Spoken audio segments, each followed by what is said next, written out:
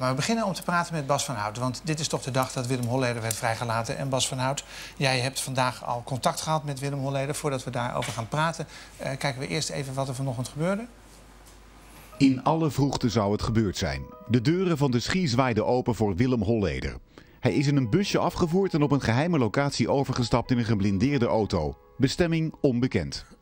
En vermoedelijk vanuit die auto, dat weet ik niet helemaal zeker, die geblindeerde auto, nam die al contact met jou op? Nee, hij zat best een advocaat op het kantoor. Oké, hoe laat was het vanochtend? 9:00. Heb jij een telefoon waarin dan staat W. Holleder belt? Of een hartje? Ja. Nee, ik bedoel, ik nam hem gewoon op en hij zei, hi kennis. Dus hi kennis? Hi kennis. Is dat code? Nee, maar voor mij was dat wel een code meteen. Want ik had op een gegeven moment heb ik tegen hem gezegd van ja, we kunnen geen vrienden zijn. We kunnen wel een professionele relatie hebben, heel amicaal zijn en een oude jongens krentenbroodsfeer hebben, maar vrienden, dat zit er niet in. Wat is de grens wat jou betreft daarin? Vrienden. Ja, maar wanneer is het een vriend en wanneer is het een kennis? Als je niet met ze gaat stappen en niet naar verjaardagen gaat of dat vakantie. Doe je niet. Nee, dat doe ik niet. Nee. Waarom belde hij jou dan als eerste? Ik had een kaartje gestuurd. Naar de gevangenis? Nee, naar zijn advocaat. Wat zijn dat voor kaartjes? Ik heb er nog een kopie bij hem. Zo'n kaartje. Paul, je hebt een bril op? Ja, ik heb een bril op, dat helpt. Adreswijziging. Een adreswijziging van... hij staat op het scherm, ja. Van Klepseiker. Ja. Dat vond ik grappig. En ik weet dat hij daarop aanslaat. En we hebben natuurlijk altijd een goede relatie gehad. Ik bedoel, nooit gezeur gehad, altijd afspraken nagekomen. En ik kan niet anders zeggen dat hij altijd correct is geweest. Wat is dat dan voor relatie die je hebt? Zie je elkaar dan eens in de zoveel tijd? Soms meerdere keren per week of in ieder geval 1 keer per week. En waar gaat het dan over?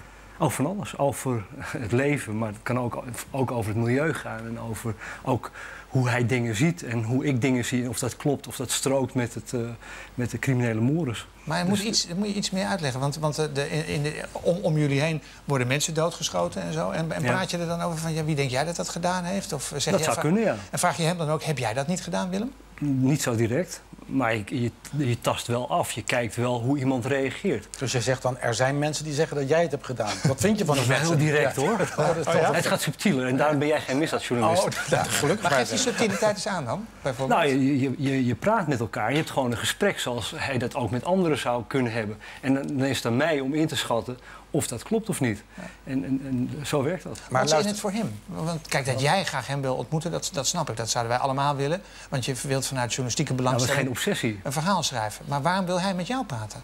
Wat heeft hij aan jou? Omdat het klikte en omdat er toch een bepaalde chemie was. En ik kan mij aan hem scherpen, maar ik denk dat het andersom ook. Als je een... Maar dat heb ik met Teven ook. En dat heb ik met al die mensen in... Ja, Teven is geloof ik geen crimineel wat je verder van... Nee, maar het is wel iemand die als je onzin uitkraamt, dan is het gesprek snel voorbij. Ja. Maar ik heb dagen met hem gezeten. Dus, hij zei ook... Ik heb het dan even over Teven. Die zei, ja, eindelijk hoor ik eens een keer geen geneuzel. Nou ja, dat is dan... Ja. Dat is met hem ook, met Holleder ook zo. Kom je dan wel eens in de moeilijkheden in de zin dat je denkt van nu ben ik te dicht bij hem of hij biedt me iets aan en dat wil ik niet? Of hoe gaat dat? Dan stel ik duidelijk mijn grens. Ja, geef eens een voorbeeld. Ik ben actief en fanatiek kitesurfer. En hij zei op een gegeven moment, ik heb een heel mooi horloge voor je. En dat is een Breitling. Nou, dat zijn hele dure horloges. Maar A, ik loop niet met horloge. En B, ik wil geen geschenken. Dus ik zei, nee, ik loop niet met horloge. En dat is een horloge, er zit een knopje aan. En dat kun je uitdraaien en dan komt er een antenne uit. En dan weet, als je in een kofferbak ligt, in dit geval heel veel criminelen hebben zo'n horloge. Een hoog James Bond gehad dat ook. Nee, serieus, dat werkt echt zo. En dan komt er dus een reddingsoperatie op gang. Nou, leuk als je dat krijgt dan. Ja, nou, dan wordt er al van uitgegaan dat je in een kofferbak terechtkomt. Of op zee ligt, met je kite. Ja, dat was echt dat was goed bedoeld. Maar hij heeft het horloge aan jou gegeven, hij heeft het niet... Nee. Ja, maar hij wilde het geven, maar je hebt het niet aangenomen. Dat was een voorstel. Dus nu heeft hij dat horloge nog. Ik zou zeggen, vraag. We moeten weten waar hij zit. Ja, precies. Ja. Maar iemand zit 6 jaar in de gevangenis, komt vrij en belt Bas van Hout. Dan kun je wel zeggen, ja, een kennis. Maar als ik 6 jaar in de gevangenis zit en ik heb hem een mooi kaartje gestuurd. Dat is waar. Ja. Zou je de enige zijn?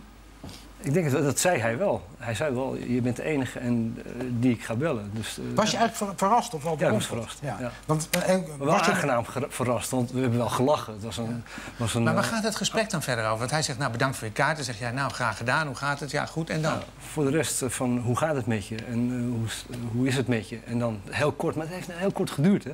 Ja. Meer heb je ook niet. Je gaat ook niet over de telefoon hele uitgebreide gesprekken voeren. Nee, ten meer dat je waarschijnlijk wordt afgeluisterd. Het zou kunnen, daar ga ik even niet vanuit, maar het zou kunnen. Waarom niet? Waarom ga je er niet vanuit? Denk je niet dat Holleder wordt afgeluisterd?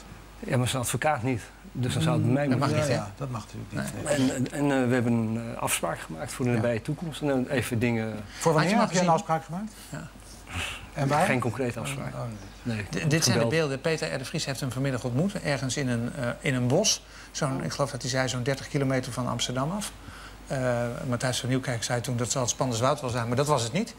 Zo ziet hij eruit. Verras je dat? Hoe ziet hij eruit? Goed? Nou, wel iets magerder. Ja, je ziet dat de gevangenis niet echt goed voor je is. Het is geen hotel, hè? Niet echt. Nee. Wat vinden jullie eigenlijk aan tafel? Is er te veel aandacht voor deze vrijlating gekomen, meneer Beertema? Ik denk dat er wel erg veel aandacht voor is, ja. Maar ja, het is wel topcrimineel, hè? Ja, het is een topcrimineel, maar ja, er dreigt ook altijd zo'n soort valse romantiek te ontstaan rond dit soort mensen. Dat staat klopt enigszins tegen de bocht. Wordt helemaal mee eens, hoor. Het is ook zo, het wordt gehyped. Ja. Ik bedoel, ze stonden back-to-back, de cameraploegen, bij mij voor de deur. Terwijl eigenlijk, ik ben het uit de weg gegaan. Ik wilde dit ook eigenlijk helemaal niet. En op een gegeven moment kom je er niet meer onderuit. Nee. Je vraagt, iedereen wil met hem praten. Nou, ik moet zeggen, ik heb geen enkele behoefte om met deze meneer in gesprek te gaan. Maar ik ook niet met jou, hoor. Nee, maar het is, ik vind het ook... Oh, met Holleder bedoel je? Ja, met Holleder bedoel ik. Nee, want dat was de vraag. Hij kijkt me weer uit, zag je dat? Nee, iedereen wil met Holleder praten. Nou, ik moet totaal niet. Maar Peter, dit gaat over een man die nu net terugkomt. Die komt nu uit een gevangenis vanwege afpersing. Daar is hij voor veroordeeld. Maar hij wordt gelinkt, daarom is dat romantiek verhaal natuurlijk ook maar half zo. Hij wordt gelinkt aan allerlei moorden die hij heeft gedaan. Zo romantisch is dat niet, geloof ik. Nee, dat maakt het interessant. Maar hij wil dit ook niet, hè? Even voor alle duidelijkheid. Dit zijn de media die dit graag willen. Ja. Ik denk vandaag wel 70 of 80 keer gebeld door allerlei media en die druk uitoefenen om exclusief in een uitzending te zitten. Ja, maar Bas, hij is nog geen uur vrij of hij belt een journalist, namelijk Bas van Hout. En 3 uur later loopt hij met Peter R. de Vries door het bos om te zeggen dat je mediaschuw bent. Dat gaat ook wat ver. Peter is achter hem aangegaan, wat ik begrepen heb. Ja. Dat heeft en wij hebben alleen een afspraak gemaakt dat we elkaar weer zouden spreken. En dat is een logisch vervolg op de relatie die ik al met hem had. En we zouden een boek gaan maken. Waarover?